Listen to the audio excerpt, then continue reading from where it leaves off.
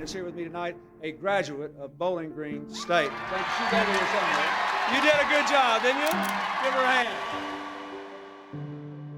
June is a Rear Admiral in the Coast Guard. She was the aide to President Clinton, enlisted in the Coast Guard, and ultimately went to officer candidate school. So she went from the lowest rank in the Coast Guard to retiring as a Rear Admiral in the Coast Guard.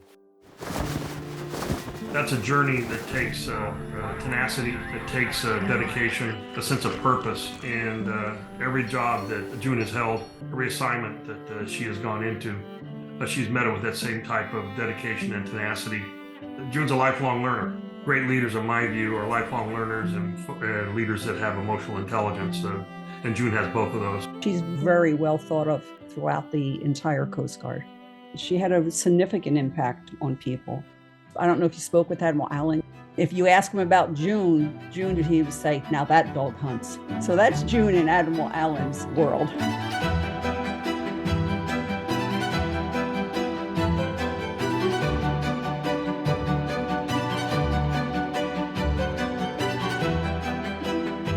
I remember her telling me a story of the first day she stood in the office and looking out the window, and her aide came in and said, "Ma'am, can I help you with something?" She says, "No, I'm just standing here looking out this window because the last time I was in this office, I was standing in front of that desk."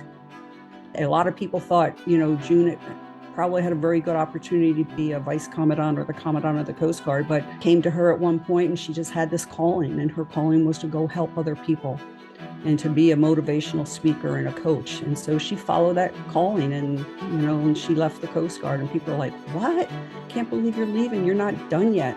First of all, she's been an extraordinary role model, someone that more junior women in the Coast Guard could look at her and say, I want to be like June.